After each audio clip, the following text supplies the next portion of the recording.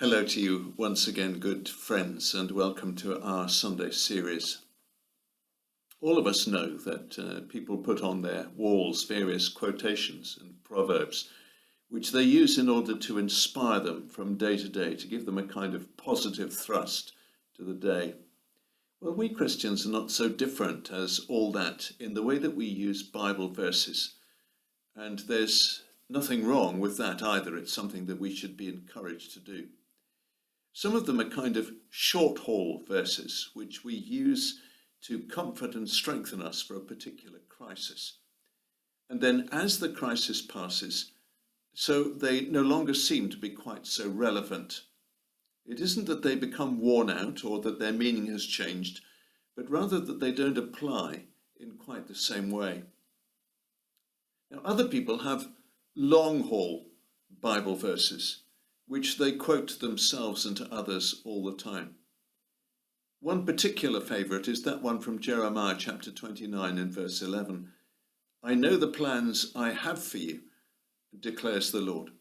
Plans to prosper you and not to harm you. Plans to give you a hope and a future. That's so full of faith and positivity and optimism. Who could fail to take something strengthening from those words? It's no wonder that Christians go back to them again and again and again. Prue and I chose to put a verse from Psalm 124 on our wedding leaflet more than 50 years ago. And whenever we hear it read at church, then we make sure that our eyes meet to remind us of what it says. This is the verse. Our help is in the name of the Lord, the maker of heaven and earth. King David wrote those words as a conclusion to a particularly meaningful psalm. He was a man who had experienced some pretty turbulent years from his youth into his old age. Like most of us, I suppose. Perhaps the worst event of all would have been when his son Absalom turned against him and tried to take his throne. David won the civil war that followed, and his kingdom remained secure. But in the process, his son was killed. Those must have been really dark days for him. Now, David doesn't refer to that conflict with his son when writing Psalm 124, but he does speak about conflict with others who had set out to bring him down. He talks about being all but overwhelmed by a deluge of opposition. The flood would have engulfed us, he writes. The torrent would have swept us away. The raging waters would have swept over us. It was a close call. But he had survived to tell the story. From what he says, the outcome was not as a result of his resilience or his cleverness or his personal strength. It seems that the Lord had intervened and protected and kept him.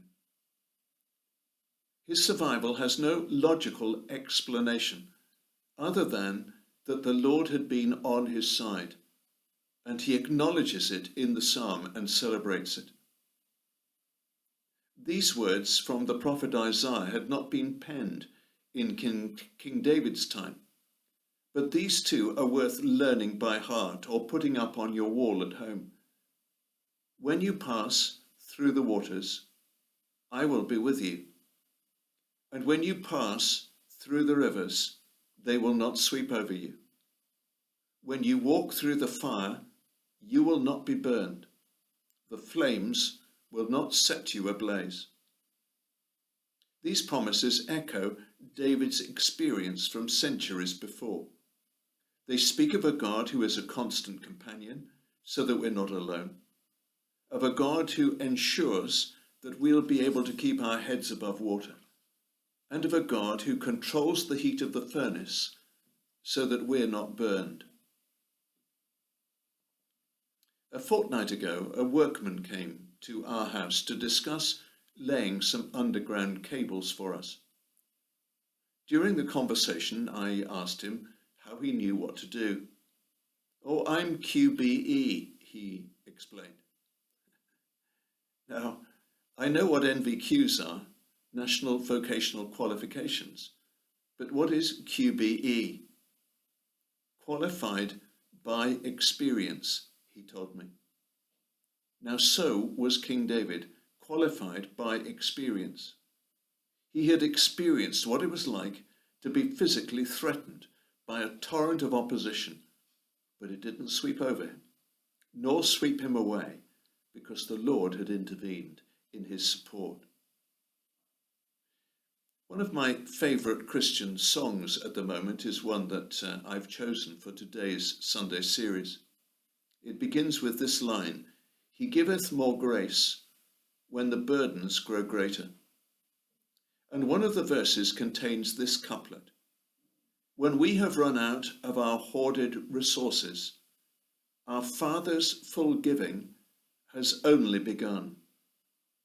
That's what David was talking about in his psalm. And Isaiah echoed exactly the same theme.